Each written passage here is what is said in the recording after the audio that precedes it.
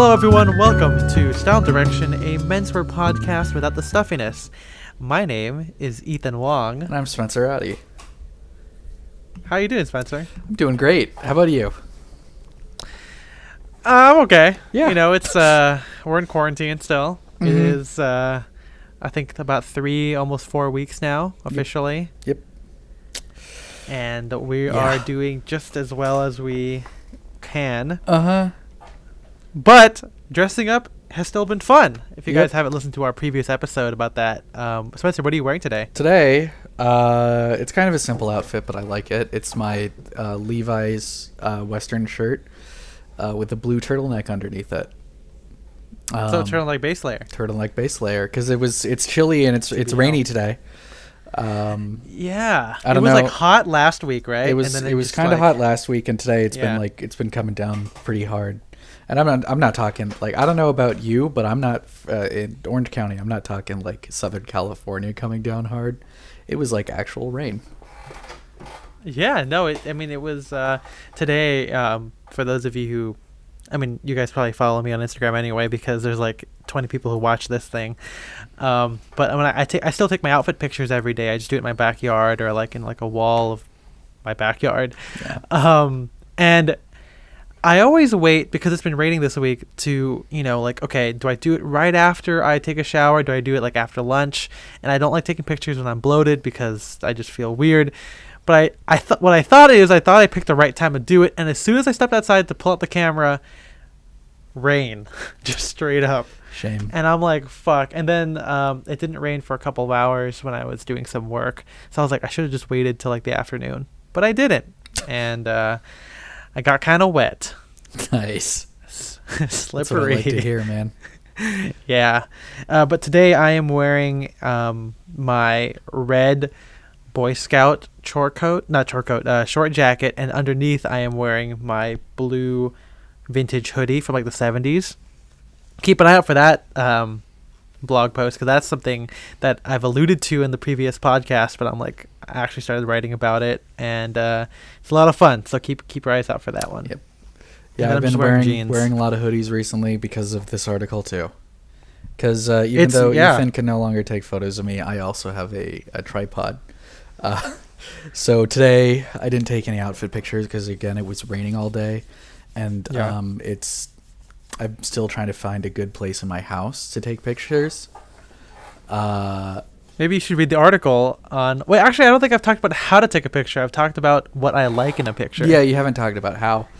But yeah, taking, it's an adjustment, but still trying to get those fit pics. There's nothing more important than the fit FPs. pics. Yeah.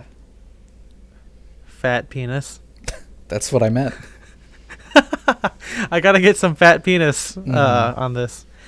Yeah, I don't like taking pictures in the backyard just because it's not because it's boring, but because it feels very transactional to me. I think I've talked about it a little bit before, where I prefer to be out, and I love, even you too, the best pictures of you and MJ and all my friends are the random ones when we're just hanging out. Mm-hmm. And you literally can't do that when you're just by yourself taking your own pictures. You know what I could do? I could hide cameras around my house. Okay. And I just walk around idea. I'm getting candids all day. Yeah, just every threshold of a door, there's a picture. There's a camera there, and you can just oh, look at me, I'm just walking here. Just walking by, and bam, I get a candid. Taxi driver. Yeah. Taxi driver. I'm just walking here. It's Midnight Cowboy. That's what he said. Yep. So this past quarantine, Spencer and I have been watching a lot of movies lately. Yeah. Getting ready for the next one. Yeah. But we've been watching a lot of movies. Yeah. I've been watching a lot of movies that I have either only seen once as a kid or that I've never seen before, like Good Will Hunting.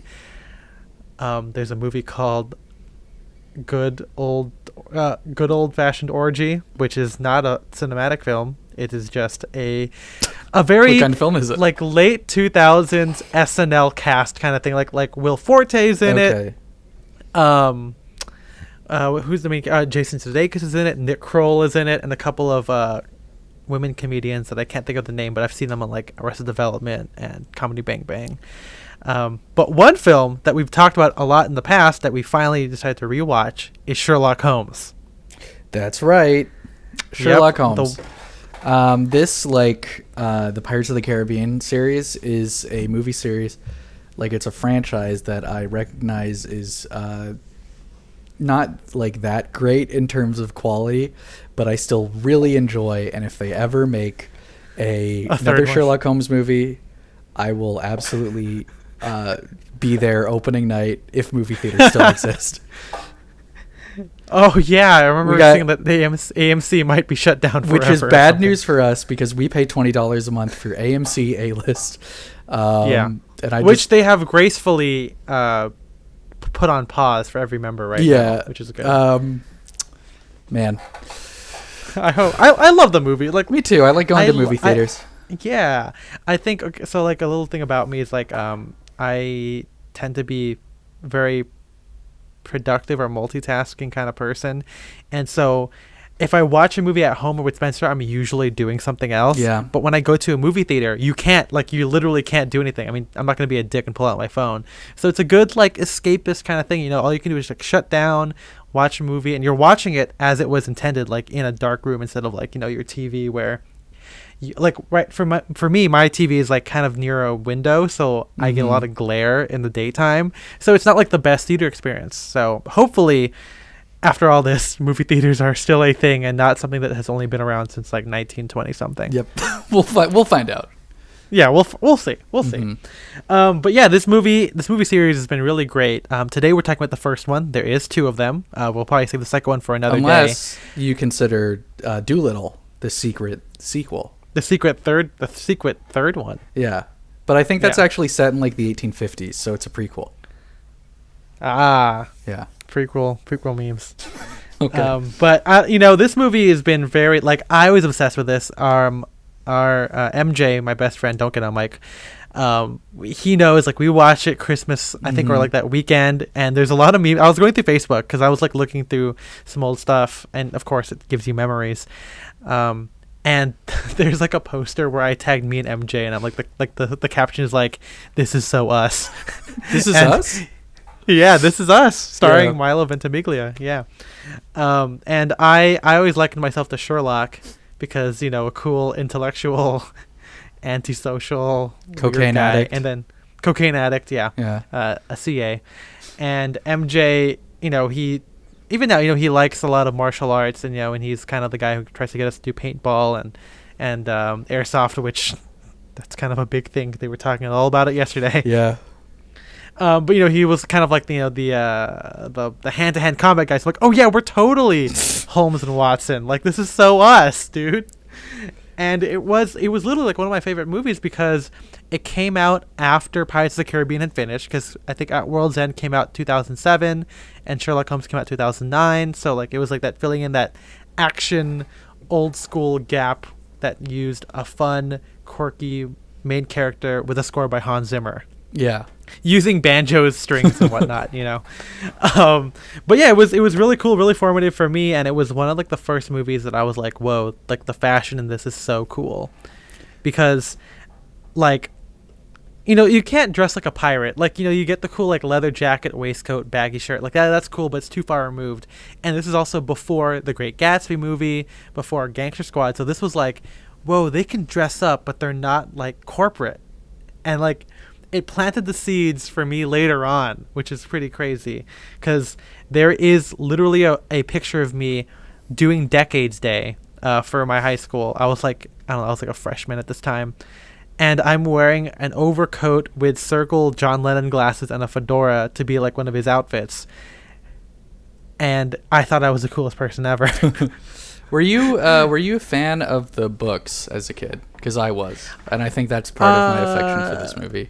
I think I had read Hound of the Baskervilles and a little bit of the original adventures. And then the movie made me kind of go back and do it. And then, of course, Sherlock, the BBC series, the modern version, came out like 2 years after that, I think. And so like that got me back into it again, you know. And yeah, I wasn't like the biggest literary fan, but it did like kind of like jumpstart that a little bit for me. And now, lastly, how about that BBC show? What do you think? There's a great video by H-Bomber Guy that tells you exactly what is wrong with the show. I mean, I think the difference is like this movie, it's like dumb fun. It's like Pirates of the Caribbean, Mm-hmm. you know. It's not like you're watching, I don't know, like what's it, Master and Commander. Even though that's not a pirate movie, it's kind of like a serious film, right? It's like, you know, seafaring things. But like this is just kind of steampunk, you know, late Victorian era, cool guys in waistcoats, baggy shirts, firing, you know, semi-automatic pistols and whatnot. It's fucking awesome. Yeah, I think that's all it is. I think I just like period pieces with cool action sequences because, as I've told you before, any Western that has a Gatling gun, and the second Sherlock Holmes movie has a Gatling gun, immediately, like, I'm on board. Like, I did not really like the remake of Magnificent Seven, but until the final battle. Until the final battle, and then I was like, okay, this final battle's pretty cool. And it's the same thing with the same thing with Pirates. It's the same thing with these movies. Yeah, because it's like, you know, I wrote this in the blog post, which you can follow along with, but I'm not a big film buff. I mean, even though like Spencer and I have watched a lot of films, and I consider Spencer and a couple of other friends like Adam to be, you know, more cinephile-esque people than I am.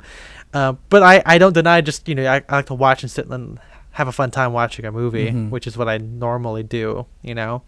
And this film kind of has it all. It's got cool style, a good score, which maybe I'll have some last remarks about it before we close, and a good interpretation of Sherlock Holmes. And this film is not based on any of the original stories.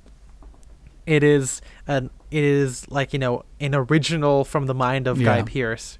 Who has made this. Guy Ritchie, not the Australian actor. Yeah. Not the owner of Wesleyan whatever from the Alien franchise, right? That's Wayland Yutani, I think, right? Yeah. Yeah. Who wants the Prometheus thing? Yep.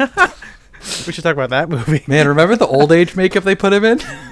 Oh my Crazy. God. That movie's crazy. Yeah. Or the Mandarin, you know. I'm the Mandarin bitch. But no, like, yeah, this movie, it's not, you know, it's not a study in Scarlet or whatever. There is Moriarty in it, which you find out later. But it basically follows Sherlock Holmes. It opens in it's like a cold action open where he's trying to stop a murderer, and the murder is like a cult, and then immediately they unmask the cult leader, and it's Lord Blackwood, played by Mark Strong. Yep. Which most people today would recognize him as like Merlin from the Kingsman series. Which we've also talked about. Oh yeah, that's like one of the first movies I talked about style. It's like 2015. Yeah, something like that. Because you got the Lord. jacket, the Levi's belted jacket, specifically because of it, right?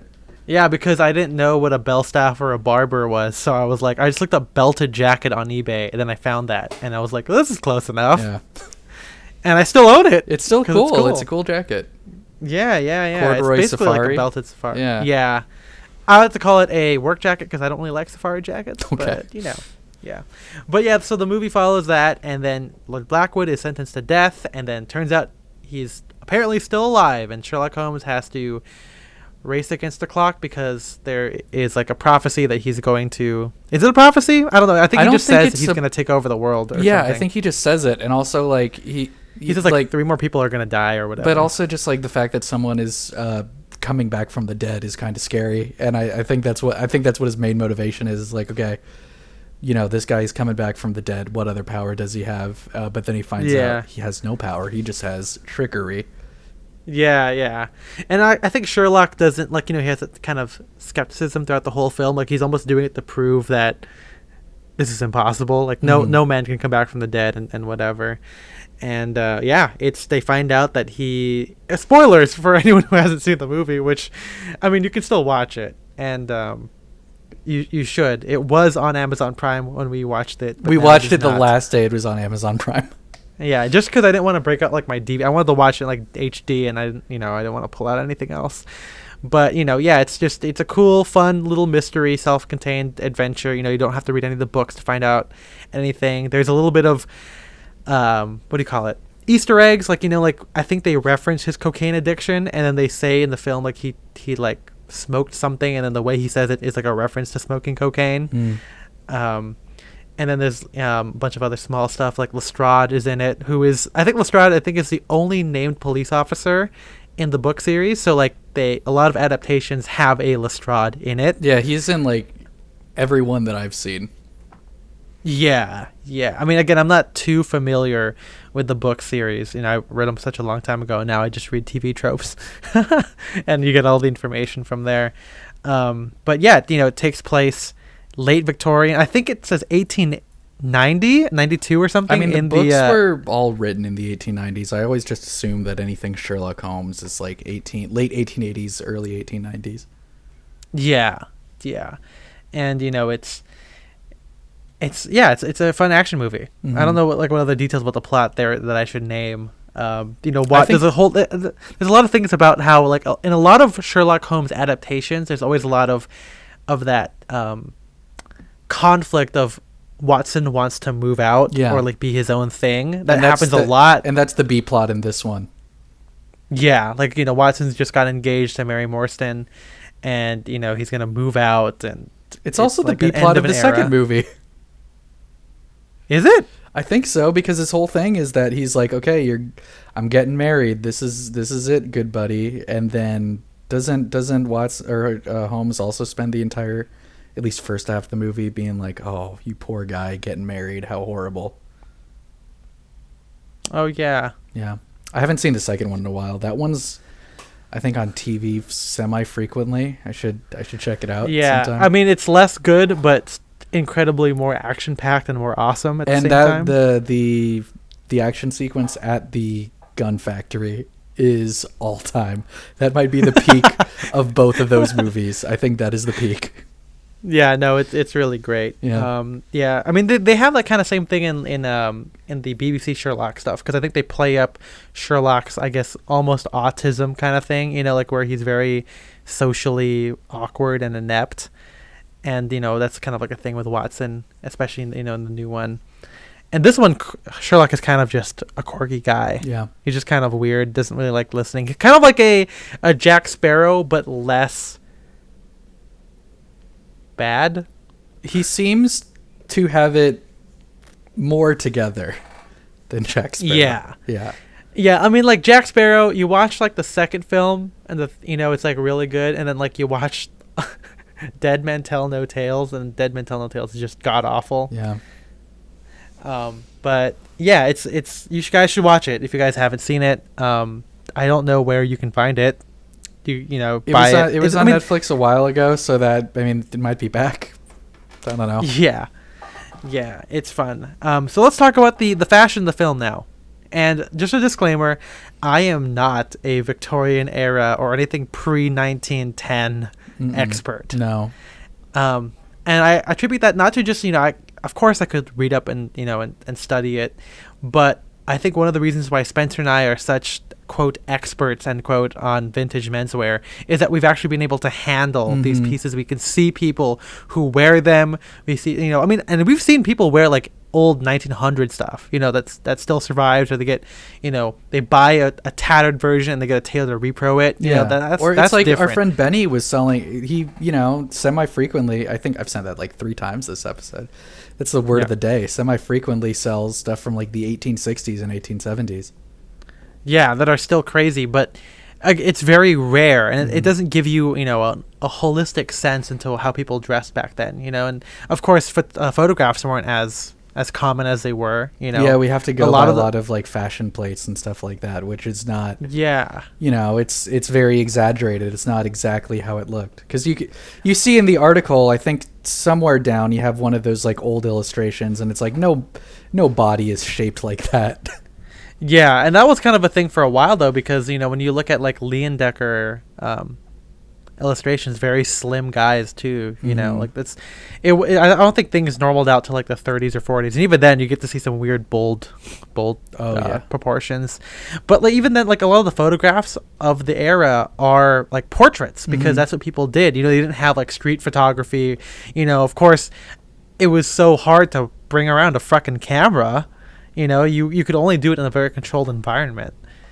And so that's why, I mean, I've included some pictures in there. And when you look at them, they're not as weird as you'd expect. But when you look closer, they are weird. Yeah. You know, you don't see a lot of pleats. They're a lot, you know, they're still high-waisted trousers, short waistcoats, but like the jackets are a little bit longer. They're still kind of like that middle point where, you know, like when you look at like the early 1920s, you see a lot of 19-teens influence. Mm-hmm. And so with the Victorian era, you see a lot of like different mashups. You see like cutaway coats, you see frock coats, you see suit jackets, you see combinations of the two. You know, it's a lot of different kind of stuff. Because usually it's like, it's the bottom of the coats that's really what sets it apart. Like, you know, sack jackets, they had like 3-button sack jackets back then, but usually you could see in this illustration they were either very long or they had like a very extreme cutaway that you wouldn't see any later. Yeah. And you also notice like the lapels are they're very modest because instead of, you know, buttoning down to like where your navel is, they were meant to be buttoned like at the top, like either all buttons are fastened or like just the top one, you know. And they're not unlike some of the stuff you see in like the 90s, you know. Like, yeah, there's very weird bold suits. Yeah, like they're very plain because again they're sack suits. There's no darting in it, right? And so it's just kind of a weird era where it doesn't look that crazy. Like if you compare this to say, like Pretty Women, like Little Women, you see what Laurie wears. That's like what 1860, like mid 1860s. Yeah, like during the Civil War, Civil right? War, yeah. Like that stuff is weird, but this part, you know, you take the influences of that and you kind of modernize it a little bit, and you get the kind of, you make this kind of thing that doesn't look too old, but also doesn't look right either. Yeah, it's not like Gangs of New York, like big striped pants, jackets, whatever. Which we will get into later a little bit. Mm-hmm. Can't wait.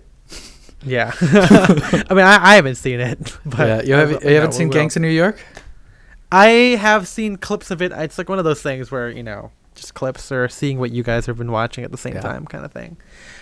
You see, so go back to this era, you know, there's a lot of morning dress, there's a lot of like sporting suits, you know, like flannel or tweed. Most gentlemen will wear like a stroller suit or morning dress if they were fancy, you know, wear like a nice like white tie tails kind of thing for dinner time. A lot of stiff collars, that was like a thing. They didn't have a lot of soft collars, at least not that wasn't until like World War I, stuff. The end of World War I, that men started wearing soft collars. Because exactly. If you had to wash a whole shirt, it was incredibly time consuming back then. So it's easier just to wash the collar and the cuffs. Yeah, exactly. You know, so you see a lot of like, you know, standing collars, club collars, lots of bow ties. You have like a combination of like neckties and then just straight up cravats. You see a lot of that. And yeah, lots, you know, it's the blog post will have a lot of the like visual examples that I can find. You know, there's a lot of if you look at the pants, they're particularly kind of slim compared to like say like the 30s, which most people are familiar with. You know, it's kind of just like kind of stovepipe legs kind of thing going on. And they did have a crease in them. Yeah, no crease. Sometimes they had a cuff. I don't think many people did, but that just could be up to the person, you know.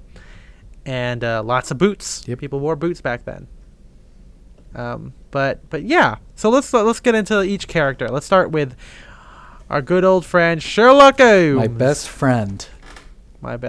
Yeah. So Sherlock has like a weird style, and they did it on purpose because he's supposed to be different. Yeah, he out of everyone in the movie, he definitely looks, I mean, it's like, you know, what they do a good job of like taking a bunch of period items and putting together a very quirky look for him. But he definitely looks, I guess, the most, he just looks the weirdest. I don't want to necessarily say period inaccurate, although I am going to say that a little bit, but he definitely looks the weirdest out of anybody. Yeah, because again, this is, I haven't watched any of the old Sherlock Holmes movies like Basil Rathbone or whatever, but I think back then they kind of gave Sherlock Holmes this kind of like dignified But you know, the first Basil Rathbone Sherlock movies, he had like disheveled hair, and looked weird. Oh, I didn't know that. Yeah, I'll try to find a picture. I'll send it to you, and you can include in the article. There we go. But yeah, at least from what I remember of, like, you know, see if it came on, like my grandparents were watching, you know, Sherlock Holmes is portrayed as a very like gentlemanly kind of like commanding authority, you know, very elegant, almost like a Frasier kind of thing, where and Watson would be kind of like, he's like, oh, of course, yeah, I'm an idiot or whatever. But this time they give Sherlock, you know, this kind of like quirky genius kind of, I mean, presumably after the whole, you know, like Mark Zuckerberg era, where we have like all these like weird genius guys who are super casual but they're really smart. They kind of gave him that kind of character. I think man. That, yeah, which I love. One of my favorite movies of all time. Yeah. So anyway, so Sherlock wears kind of like this evening-esque kind of attire the whole movie. It's like a cutaway or a frock coat or like some sort of cutaway coat with some form of like embroidered waistcoat with or something with like a design, and then pinstriped or checked odd trousers and like a cravat. It's always some form of that throughout the whole movie. And all of his outfits look very thrown together, and something that the Clothes on Film article points out is how often he steals clothes from other people. He'll like punch a guy and then take his hat and be like, oh, this is a nice hat, and then that's just part of his outfit now. Yep. You know, and I think he also says like I think he like borrows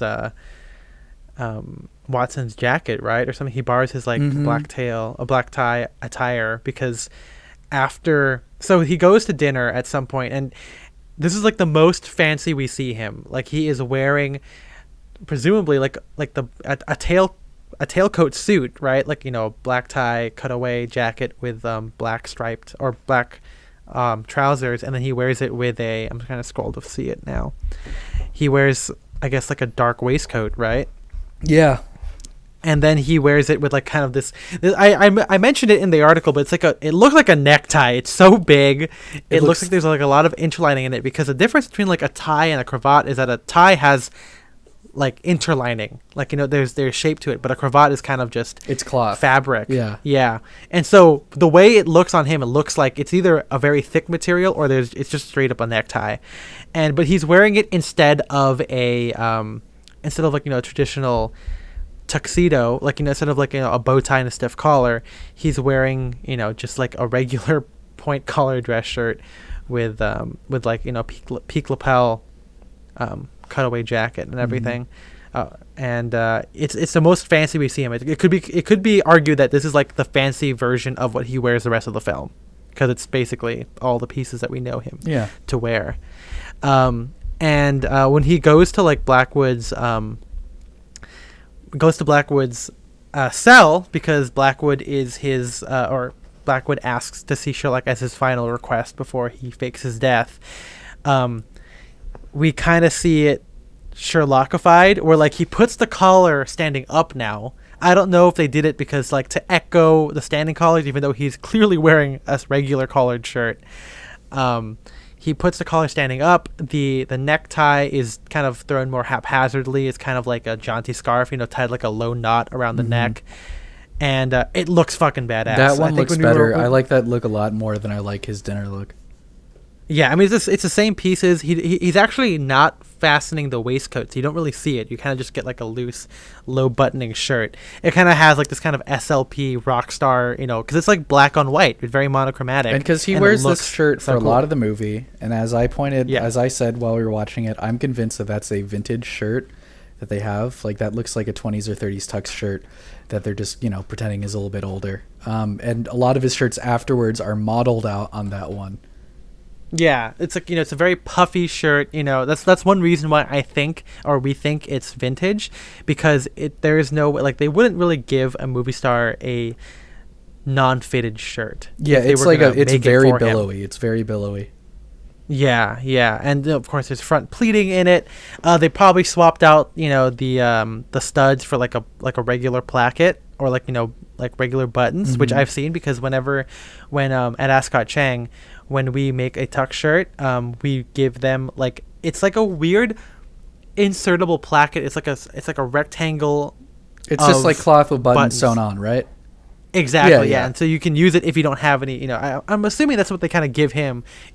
Or it just could be a weird vintage shirt that had button placket and had pleats on it, you know? You don't know. But yeah, he wears that shirt a lot. You know, you see it a lot whenever he's not out, he is just wearing that shirt with suspenders. And like that's kind of it. And you know, so you can really tell when you look through it, he has that shirt or a very similar shirt. And yeah, and then so in the scene where he is called to go investigate Blackwood's tomb, which has been broken from the inside. Oh my god! Because the dead walk among us. He wears probably the coolest outfit, and the outfit that got me like immediately. It is so cool. So of course, he is wearing some form of pleated front shirt. It looks like a spread collar now. So because when you look at the previous shirt, like when it's standing up, you can see how like it's like a point collar, but this one is a very extreme cutaway, and he's wearing it with like a gold and green or gold and black cravat. He wears it with a green velvet or waistcoat, and then he's got like a big belt on it. And he is wearing high-waisted trousers. It's just being held down because he has a utility belt. That's right, yeah. But he's wearing pinstripe odd trousers, kind of like what you'd see with like a stroller suit or some kind of... Well, actually, it's a little bit darker than that. Could be just be pinstripe odd trousers, which were common back then, you know, because most people back then wore like a solid colored jacket with like I don't know trousers. If this is true, but years ago when you're at some vintage event, someone told me that around this time, up until like the 20s, it was more formal to wear separates than it was a full suit. So that's why morning dress is separates. But again, I don't know if that's true. I think I've heard that. I think we were both at the same vintage party when we heard that. Yeah. Because I think it was like if you wore separates, you could show off that you had the ability to have different clothing. But with a suit, it's like, oh, look, you can only afford that one thing that's all together. That could have been conjecture. I don't really remember. But the real star of this, and the thing that I was obsessed with were two things. The first thing was the corduroy jacket coat that he's wearing. It is like basically knee length. It's basically a coat. It looks kind of like a pea coat in the sense that it's got like kind of that Ulster collar, you know, like it's not like a notch. It's got like that kind of rounded and lapel kind of thing, and each of the points is kind of like the same width, you know. You'll notice it when you look at the pictures, and it's got like the widest wale ever. It's so wide, it is crazy. It's a lot like Albus Dumbledore's wide wale. Corduroy long coat. Yeah. And he's wearing it. It looks like it could be double breasted, but it's not. It's single breasted, and it's got like those little it's got those high vents in the back, like a lot of Victorian stuff, and then it comes up to the middle of the back with those little two back buttons, which are again very common for Victorian outfits, and it's so cool. I was like, whoa, corduroy is awesome, you know, back then, and then I totally forgot about it until like last year. And this outfit was like everywhere in the promotionals. It was on all the posters. It was like, you know, I mean, he only wears this for how many scenes, like one or two, right? Just this scene, and then he loses it during the fight sequence. But yeah, all the promotional images, he's wearing this outfit, or at least most of them. Yeah, or they like copy and paste pieces of it, but like the jacket is very iconic for this.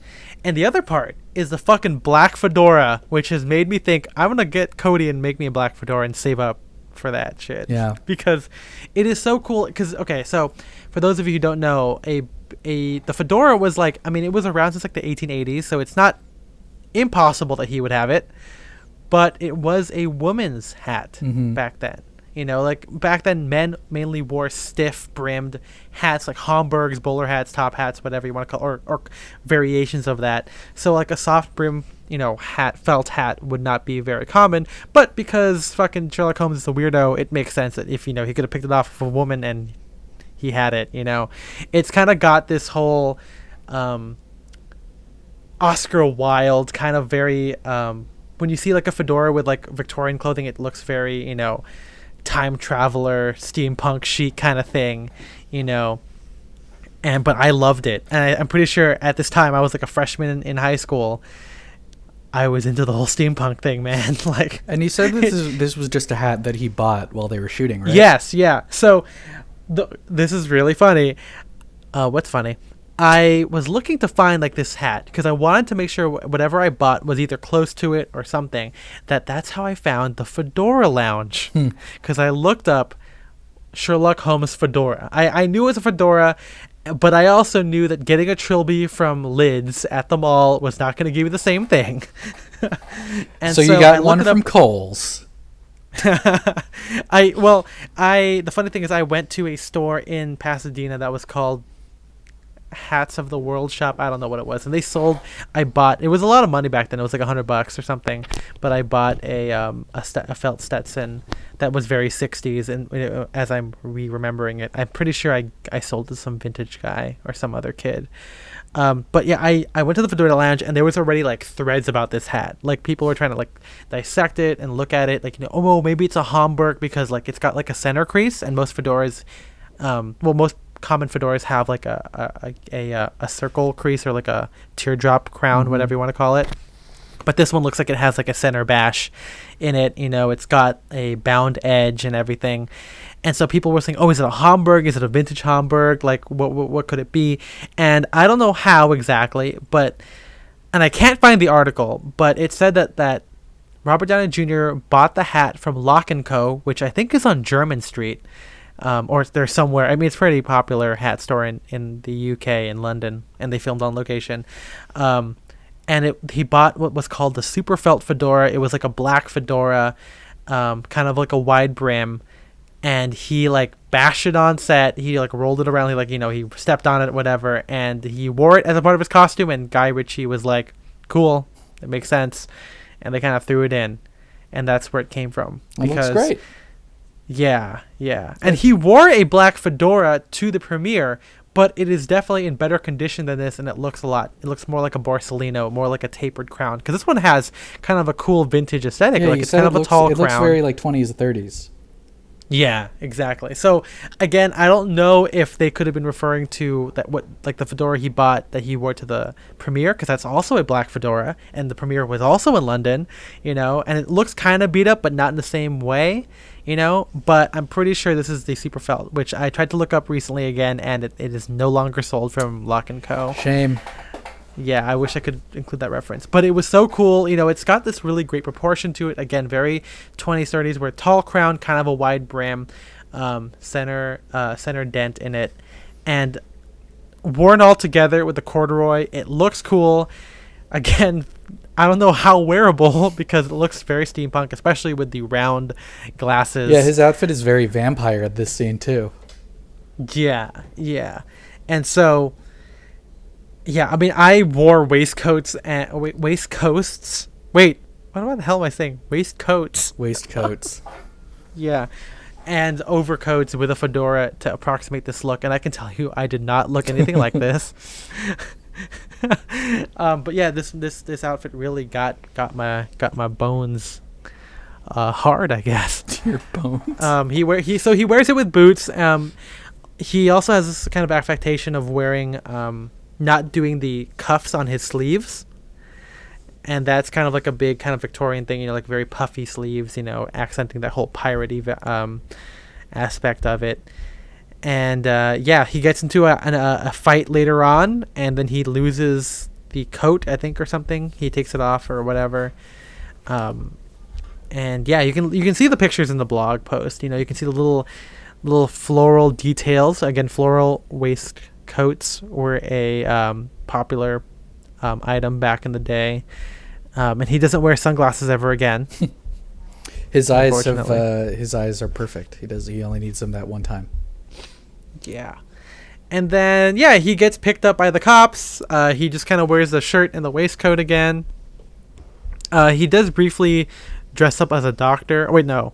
Oh, wait, yeah, he does. So, before he dresses up as a doctor, he goes to the slaughterhouse because he gets a clue. And to blend in, which I don't really see the need to do it, because they went in at night when no one was there. He didn't really have to change.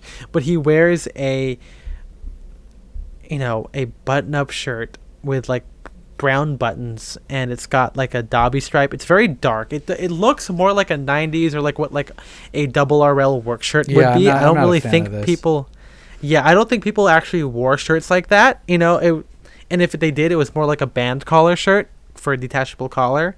But he's wearing, you know, like a typical whatever shirt. Again, point collar, which he stands up to make it look like a standing collar. Vampire chic, whatever you want to call it.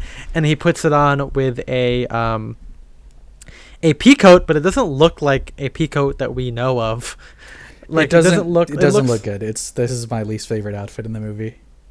Yeah. And he puts it with like I think it's a fisherman's cap. And it's like, you know, he's supposed to blend in with dock workers, even though there was no other dock workers there to blend in with. Well, because the problem is, like, okay, first, again, not an expert on, you know, menswear of the 1890s. I'm not entirely sure if peacoats as we know them today existed back then. My gut says no. And the peacoat he's wearing looks like he bought it at a mall store. It looks like he got it at a department store. Yeah, it's like 3-button. Oh, you know, it's like a 6-on-3.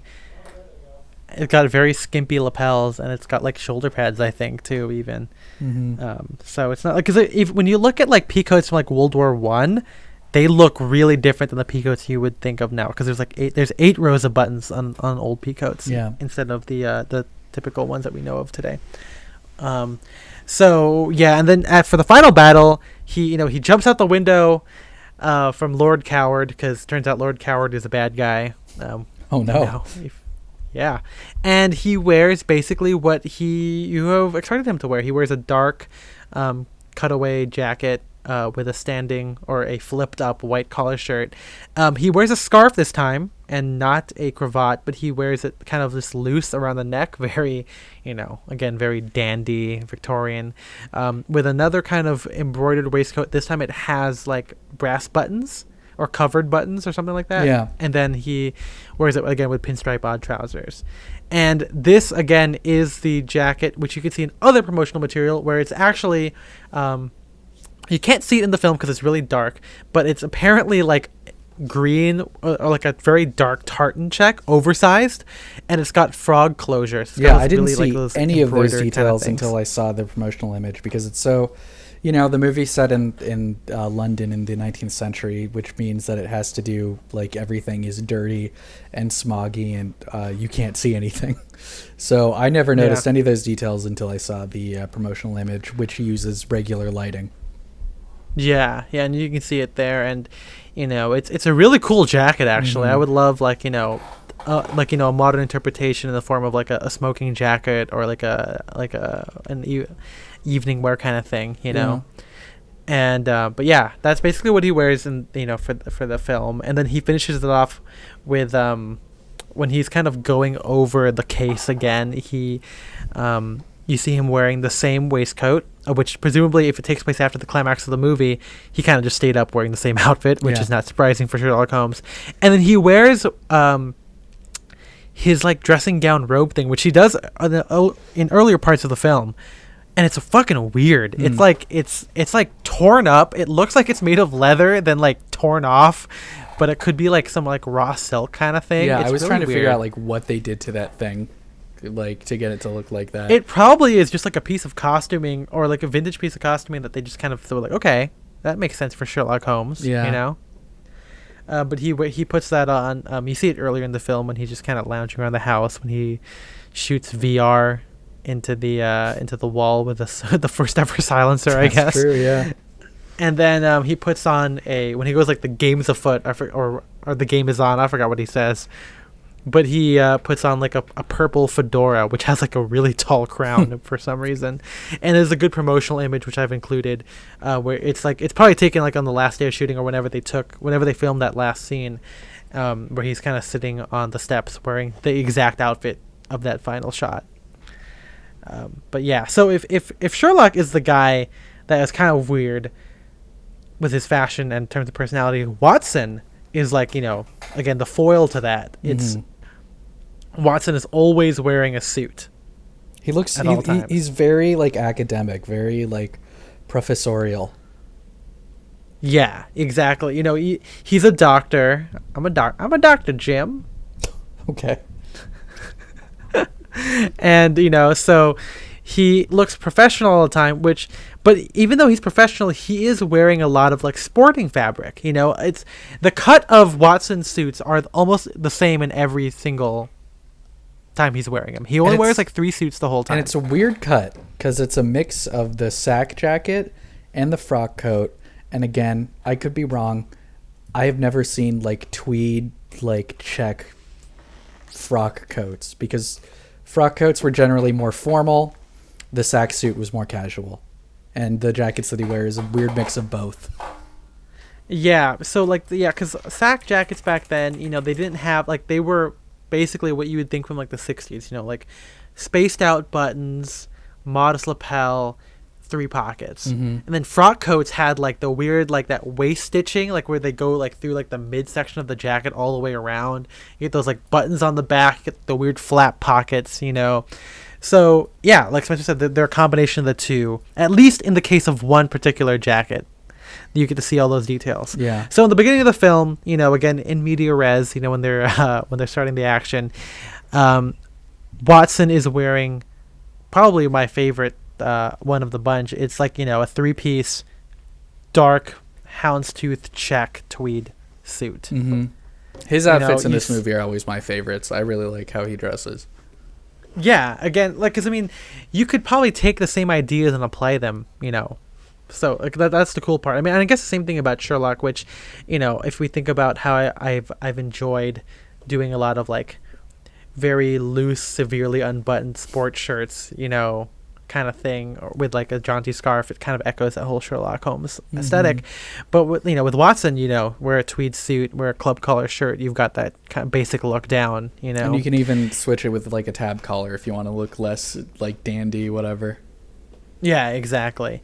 So he wears that houndstooth suit, and he wears it with a stiff club collar that's detachable, because they do that thing in the Victorian or very early 20th century where the necktie is loose around the neck, it doesn't go all the way up and take up all the tie space. It kind of sits maybe half an inch below the top of the collar, and so you can see the little gold stud that they would use for detachable collars, which I think is a really cool move. And then he wears it with it's a white collar, but the body is always a blue stripe or a very subtle red stripe or something. And Spencer has mentioned that how the shirts are probably made for the film, because again, a lot of detachable shirts are kind of rare. And with film costuming, the reason you generally don't see the leads in vintage is because if there are any stunts, just most movies in general, you have to have 3 copies of the same costume. So with vintage, that's pretty difficult. Yep. And again, I'm assuming that all of Watson's stuff was made for him, but anyway, so the stripes are. I opened up Instagram and it was showing an ad.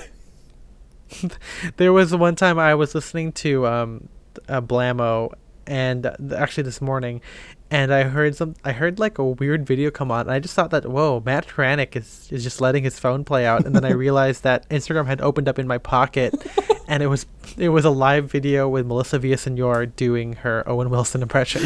Nice. And I was like, what is going on? Because the interview is going on and they're not acknowledging this. And I was like, it wasn't Matt Kranick being like, hey, have you seen this video? It's really funny. Yeah, and the way because it's the way Melissa Villaseñor was doing it, it was it sounded far away. It sounded like it was coming. It was diegetic sound from the interview. But anyway, the stripes themselves look pretty new. They don't have the old multi-stripe or the old Dobby stripe kind of thing. Again, there were variations of it. It could be vintage fabric, for all we know, but it looks nice on Watson. Again, the kind of disheveled thing, the disheveled quality is why we think that Sherlock's shirt is vintage, but because it fits Watson really well, it's probably just a modern shirt that they just took as a way of being inspired by Victorian style. Yeah.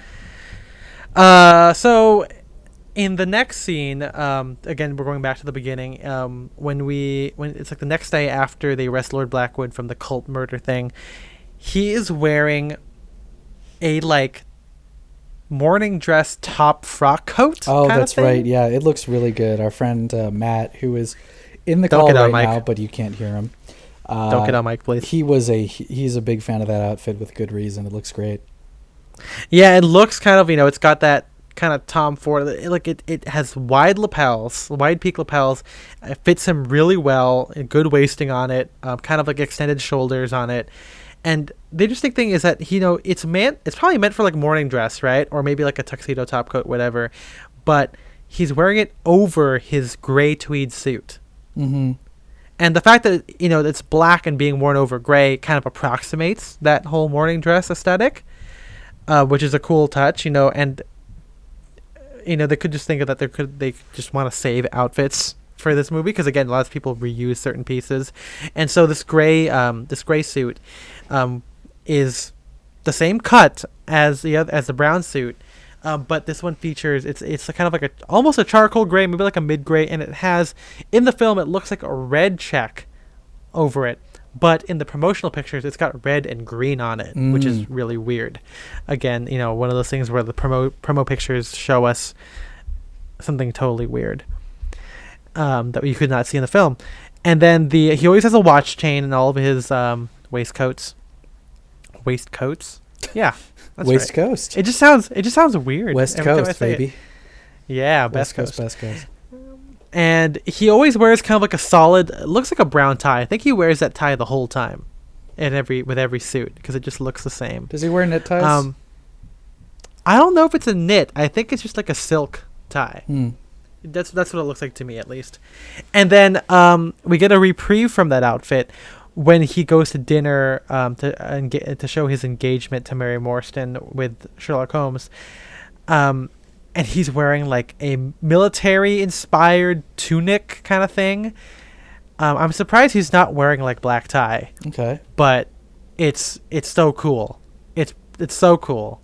It's got like kind of it reminds me in Phantom of the Opera when you see Raoul and Christine when they go to the masquerade. Raoul wears kind of like the same military kind of inspired outfit. It's got like those chest panels, I guess, like those embroidered chest panels made out of silk, but this time it kind of, when it goes toward when the horizontal lines go toward the center, it kind of dangles off as like a decorative. Because in the novels and the TV show and every incarnation of Watson, he's a veteran. Yeah, in the Afghan War, and he wears something very similar when he's getting married, I think. No, he wears something similar when they go to the casino, but then he gets blackout drunk or something like that and loses his jacket. I don't remember. In the second, the second movie, right? Again, man. Yeah, we're gonna watch that one. The Mauser is in that film, That's so I right. gotta watch that. Yeah. And so when he comes to pick up Holmes from the inn or wherever the hell the fight is, because Sherlock Holmes does illegal fighting in his free time. Yeah. Watson wears the whole suit now, so you can see he's wearing the gray jacket with the same waistcoat and the trousers, and he wears that brown bowler top hat combination thing. It's like a short top hat made out of brown felt. Yeah. And the interesting part here is that he is wearing a brown like duster. It's like a long coat, but it's like a chore coat because it looks like it's made of linen or some sort of cotton. It looks very flimsy. I am in love with that coat. I love that thing. That's so cool. Yeah. It's really awesome. And again, you can find it when you go to Rose Bowl and inspiration stuff. It's semi-common. I mean, it just kind of depends. Most of the time they're blue, but this one's done in brown. Very cool. But it's kind of interesting to see it worn with his suit. Mm-hmm. It's amazing that this guy kind of owns it. It could be like a doctor's coat, I don't know. It could be that. So, but he wears it over his gray suit. Again, the gray suit is buttoned all the way to the top button. The fit is very close, high armholes, natural shoulders. Again, sack suit cut kind of thing. And then Sherlock takes it when he goes to see Irene Adler when she walks away to see who is employing her, and he kind of makes this weird hobo outfit. Yeah. So we don't see that coat anymore. Real presumably shame. Because, Sherlock dirtied it up or he lost it or something. Doesn't he have one that's cut the same but just different cloth? I don't think so. Okay. I don't think so because in other scenes you can see Watson, he takes off the tie, so you see him wearing the band collar now. The detachable is removed, and he has weirdly leather suspenders. I don't know why, but that's what he does. And the cool thing is I've included this where you can see that his trousers have no belt loops, which is really cool. It just shows that they really wanted to hammer in the suspender, the fact that trousers back then mainly used suspenders. Like belts were like workwear back then. Yeah, and pants didn't really. They didn't have belt loops. Yeah, exactly. A lot of the trousers in this film, even the ones that Sherlock wears, are fishtail, which is a cool touch, And so when again Lord Blackwood rises from the grave and Sherlock wears the great corduroy outfit with the fedora, Watson wears the same suit, same hat, same knit tie with a club collar shirt, but this time he wears a proper overcoat. He wears a brown double-breasted greatcoat, whatever you want to call it. And the interesting thing here is I don't know if the coat is oversized because the lapels are really low. Like the gorge is really low, I should say. And it has kind of like this drooping kind of aesthetic to it. Again, I don't know how period accurate it is because in some pictures it looks like the shoulders of the suit are more extended over Watson's frame. But it looks really cool. I love the brown on gray. It matches the hat. And it's really cool. It's got like a ticket pocket, and regular pockets. Again, double-breasted, very nice ulster lapels. And he wears that, I think, for like the rest of the film. Sorry about that. I'm back. Were you gone? I was gone. It's Takeout Tuesday. Nice. Yeah. So I had to give my order. I gave orders. I was just following orders. Yep. So later on, when they go to the docks, Watson wears like a more casual outfit, I guess, for infiltrating the docks, even though, again, no one is there. So he wears a 3-piece tweed suit, and this time he doesn't wear a tie, so his band collar is just out. He's no detachable collar. And in one shot, you can see that he's wearing, it has like a sport lapel. Like the lapel of the brown tweed has like that extension latch on it on the top part of the collar. Latch, yeah. Throat latch, that's what it's called.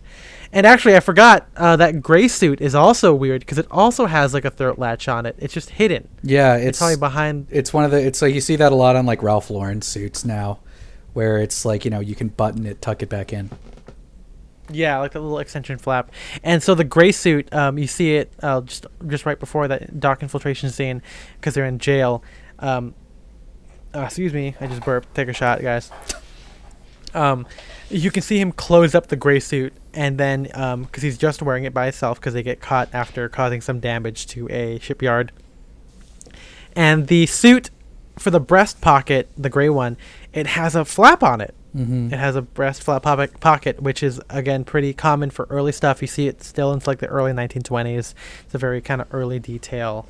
I saw an overcoat from like the early 1920s sold by a friend that had 4 pockets with flaps. Yeah, it was pretty wild. It was crazy. And then he wears the tweed suit. He gets in trouble because he goes to the doctor because he was on fire. He got blown up, and then he wears the gray suit again for the end of the film. And he wears that gray suit, the one with the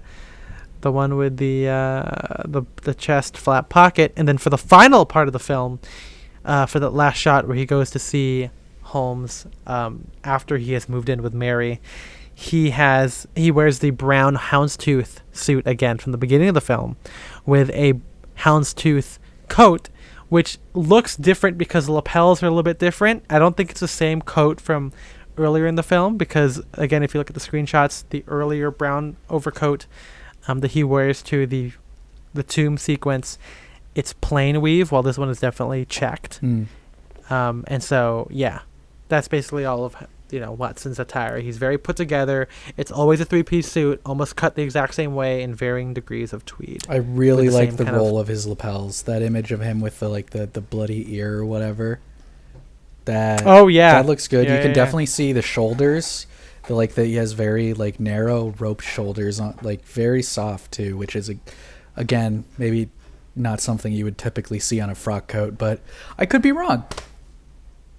Yeah, it's like a weird combination of like a frock coat, suit jacket, just based on all the details. And again, when you look at the gray suit, there's a picture of him standing from the back where you see it's got that curved yoke stitch in the back with all the different seams. It's got those high back buttons. Those things you didn't really see a lot on regular sack suits. You don't really see those, at least from what I've experienced. Mm-hmm. So it's a fun, cool detail. Again, it's not too out there in the way that Watson looks. Earth tones, plain tie, overcoat. It looks very classic. It doesn't look very Gangs of New York again, because that's a different era. But also, some people fall into that trap. Some people, when people do Victorian styled outfits, they kind of go a little overboard. You know. And then we will not really close up, but we have Lord Henry Blackwood. You want to talk about vampire looks? Here we go, man. This is it. And he has one outfit the whole film. Yeah. Again, in the beginning of the film, when you see him, when he's revealed to be the cult leader, he is wearing a dope tunic with crazy gold embroidery. It's got a hood. It's got very Emperor from Rise of Skywalker vibes. No, man. Another thing. Or Emperor from Return of the Revenge of the Sith kind of has similar kind of embroidery and stuff. Another thing I really like in movies is weird esoteric cults. A new movie I just watched recently, The Black Cat with Boris Karloff, where he wears a very, very cool cult outfit in that. I'll find a picture of that and send it to you. Probably not going in the article. I mean, it might go in the show notes now. It has to be there since I said it. Yeah. The article and show notes are the same thing for these things anyway. Yeah. But yeah, so he wears like Sherlock, he wears a white shirt, some kind of embroidered waistcoat.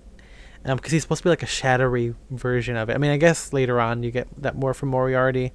But he wears a wing collar shirt. So it's kind of weird to see it on its own, not with a, black tie-ish kind of thing. But back then people still wore wing collars with suits. I can't tell what the hell his embroidered waistcoat is, because some pictures it looks like it's made out of leather. Sometimes it looks like it's a weird tigery. It looks like it's kind of got weird stripes through it, but not in a normal way. It looks like a tiger stripe, multiple tiger stripes. Yeah. It's just kind of weird. Tiger King. Where yeah. My name is Joe Exotic. And he wears it with black pants, boots probably. But the weird thing is his fucking leather overcoat. Oh, yeah. Yeah, so when you read Clothes on Film, which I've included onto the blog post, I mean, they kind of did a deep dive into it. Clearly, the author is way more adept at Victorian-era clothing than I am. But they also interviewed the costumer, and they said that the coat was actually from the 70s, which is not surprising because the lapels are giant. Coat. Yeah. Yeah, it is crazy. But they said that they Victorianized it. I don't know exactly what that means. I don't know. Maybe adding more buttons or something. Pressing more the lapel or something. Up. Yeah, it could. It looks like it could be a women's coat. You see in the 70s, women wearing leather trench coats was very common. Yeah. So it could be a women's one because it fits him really snugly. When there's a picture of him standing there, his arms are it follows the lines of his arms really. And I mean, I've seen suit coats from around this time that were like that. So maybe there were, overcoat coats. Yeah. I mean, I'm not too familiar with leather overcoats. Then again, I did wear one. Yes. When we went to Inspiration this past February. That was the first vintage one I've ever seen.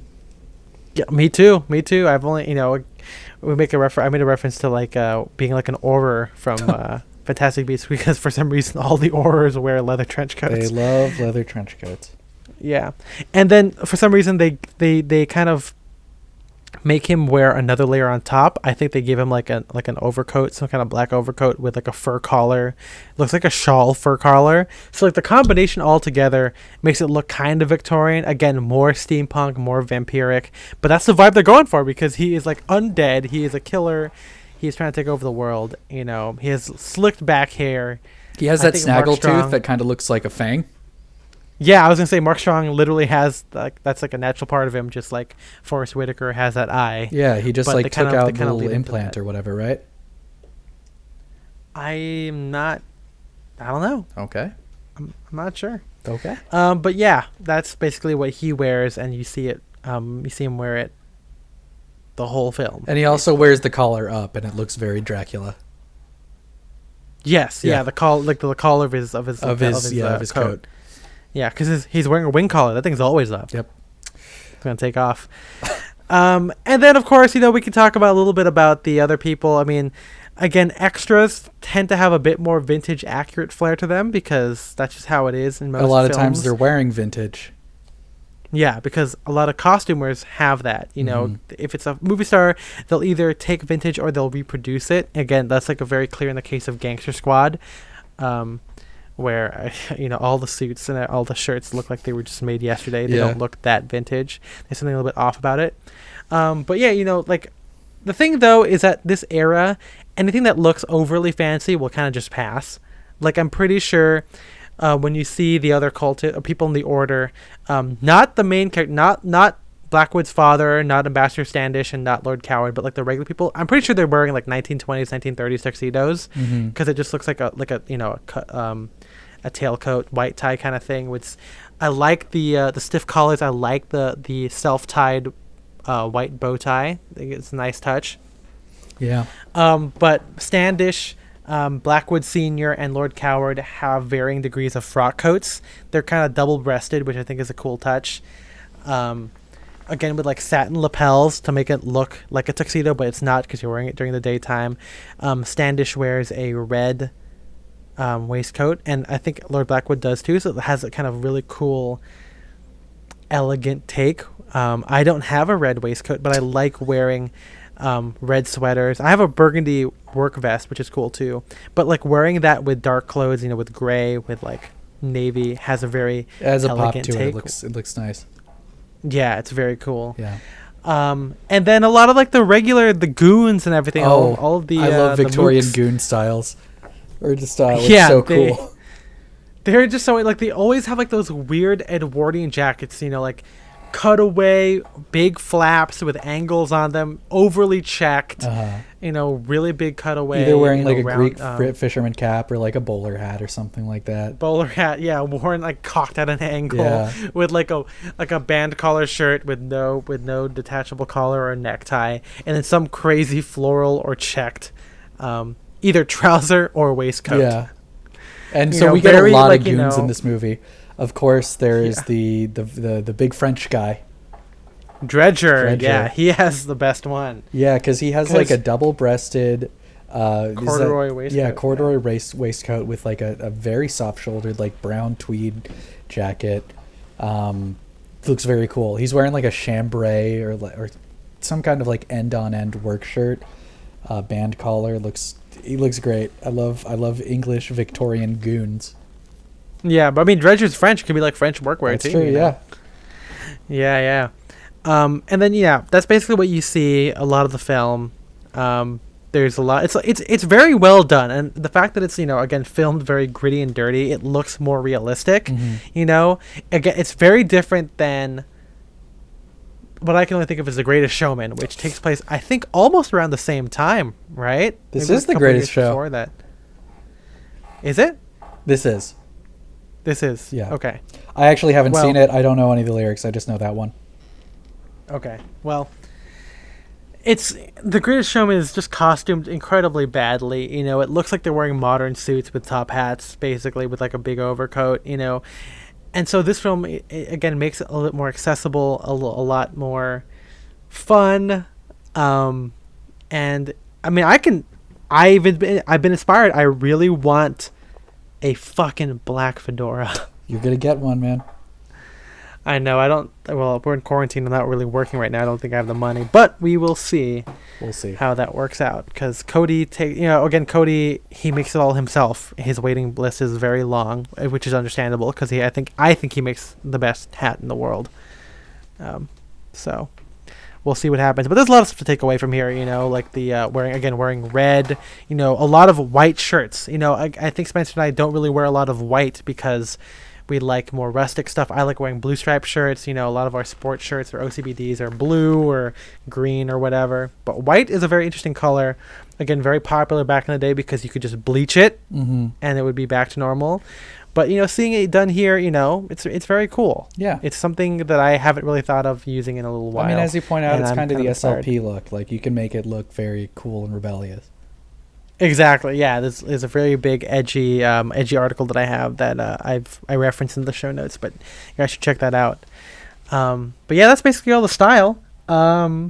Let's see where we are on time. Okay. Wow, we did a lot of the talking about this. Yeah. Score is good. It sounds fine. The Sherlock Holmes theme is good. I used to be a big fan of that score. I listened to it a lot. It is. Yeah, I started when I played the Assassin's Creed game set in Victorian England. I listened to the soundtrack a lot then too. Yeah, I mean, again, it's very similar because a lot of these Victorian stuff has that weird dulcimer with honky-tonk piano with string vibes to it. Sherlock always has, because like even when you compare it to the BBC Sherlock, it has that like dun dun dun dun dun dun dun, like it has that very like plucky kind of feeling to it that makes sense for Sherlock's psyche or whatever you want to call his intellectual character. But yeah, it's good. It was one of my favorite scores for a long time as well until Hans Zimmer just used it again for everything else because you watch a lot of other stuff. It's very similar. But yeah, that's our thoughts on the film. Go watch it. Go read the show notes. This is a very good like Saturday matinee movie. Yeah. And we have one question here from Philip, which I think actually we've mentioned before already, I guess, now that I'm reading the name off. But he said that he asked if we have any thoughts on Peaky Blinders. And I'm pretty sure, I think we've answered this before. We've never seen the show. Yeah, so. We have a friend, Damien, that makes hats. And he's always been ripping on the caps in that show. They don't look very, like, what it's set, like, what, teens, 20s? It doesn't look right, is my point. Yeah, it's just not good. I don't know about the rest. I mean, I've seen some screenshots of general outfits that look pretty cool. I think it's going to be the same case of background characters and like minor characters maybe having more accurate outfits. But, inaccurate outfits can look cool, and they do a good job of that. And again, remember, TV shows don't have as big of a budget as some other stuff. And a lot of times they just kind of make stuff for vintage. Most period TV shows don't have the best costuming in general. Mm-hmm. So, yeah. So if you guys have any more questions or stories you want to share with us, please send it to us there's a link in the show notes. There's a link in the description of the episode. You can follow the podcast on Instagram at Style and Direction, all spelled out. My Instagram is at Ethan M. Wong. I'm at Spencer DSO. Big ups to Matt, who actually watched the film with us and gave us some points and wrote down some notes there. That he's been pretty good with working on the show notes with me. It's a lot of takes a load off of all the prep I do before and after a podcast episode. Mm-hmm. And then also shout out to MJ, who is our faithful producer who edits all the podcast for us and uploads it. That's it. Hopefully you guys are enjoying your quarantine as best you can. Stay safe out there. Stay inside. Don't get sick. We'll see you guys through it, and we'll see you in the next one. Bye-bye. I'm also surprised I didn't say any quotes from Sherlock in this whole episode. The TV show or the movie? The movie. Let me think of one right now. Cracked ribs. Yay! I did it. Everyone's favorite line. Everyone's favorite fishing line. Bye-bye. Bye-bye.